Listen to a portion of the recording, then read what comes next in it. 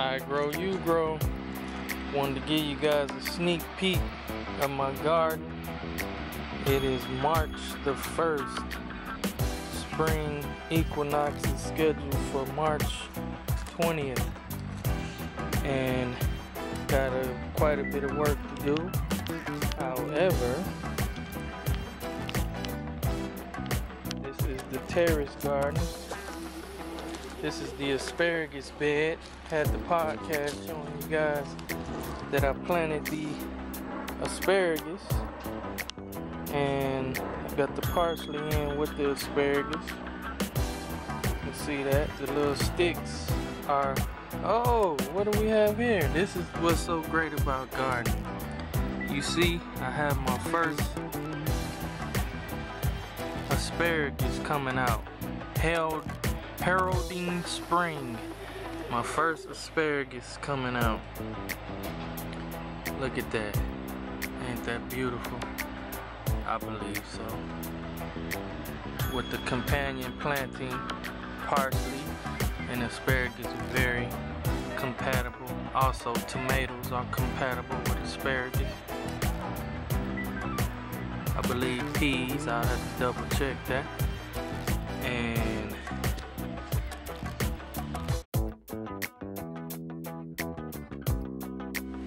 give you guys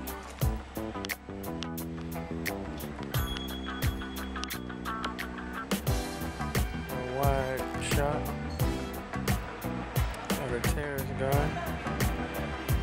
It looks a little long, it's only about 30 feet each terrace.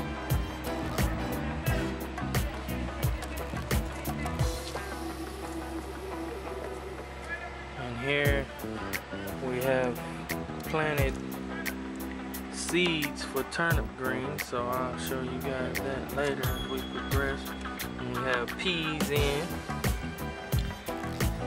These are sugar snap peas and English peas. Then we have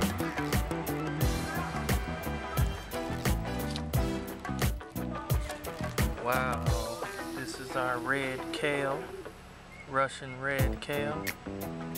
Zoom in on the Russian red kale. It's been growing all winter. I believe it's taking a liking to the spring-like weather we've been getting here in Georgia. It's my red kale.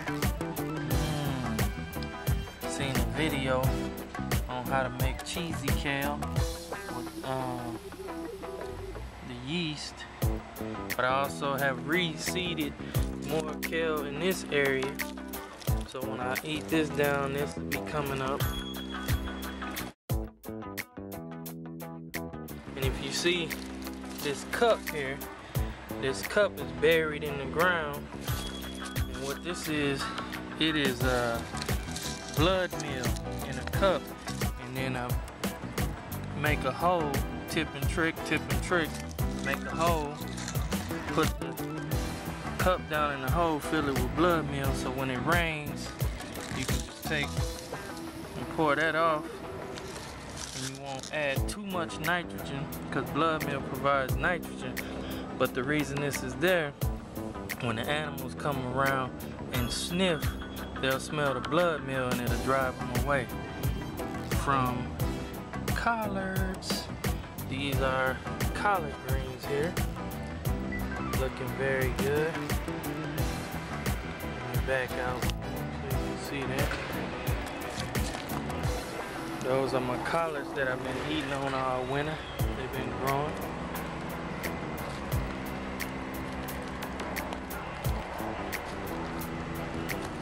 Had the steaks in.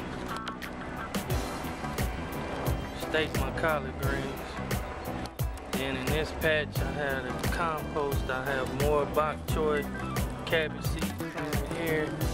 I have beets and New Zealand spinach planted here in this patch. And I'll show you guys. See my shadow. This is the terrace garden. This was a hill when I got here, and I cut into the hill. And I made the 3 horizontal ridges that I cut into this hill.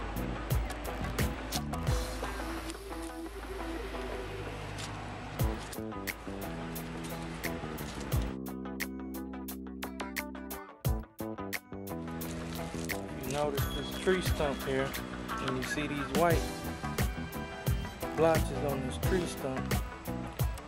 Those are my mushroom spores that I've drilled into this tree stump, and I'm hoping to grow mushrooms out of this tree stump.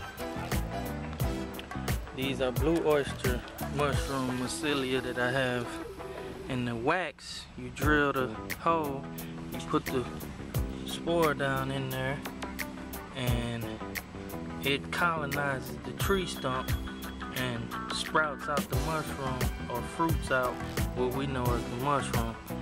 So it's an experiment in the kitchen garden. I grow, you grow kitchen garden, or my kitchen garden is your kitchen garden.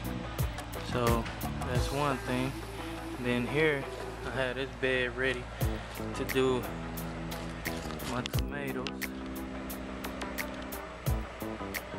It's about 5 o'clock, so I'll be getting some evening shade, but the sun will be much higher overhead as the equinox approaches, equal days, equal nights.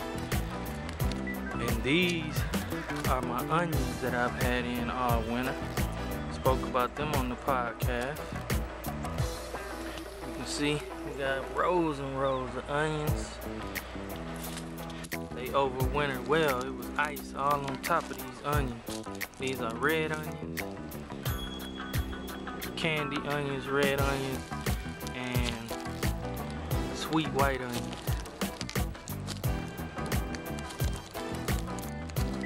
Onions looking pretty good, nice and healthy. The compost. And then in these furloughs, I have planted spring onions. I planted them on the waning moon, being that they're root vegetables.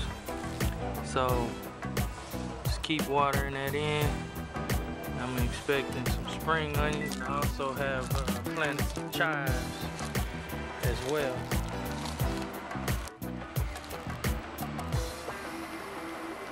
Asparagus patch, collard greens and kale, onions. So that's just a sneak peek of the I Grow, You Grow kitchen garden, where my kitchen garden is your kitchen garden.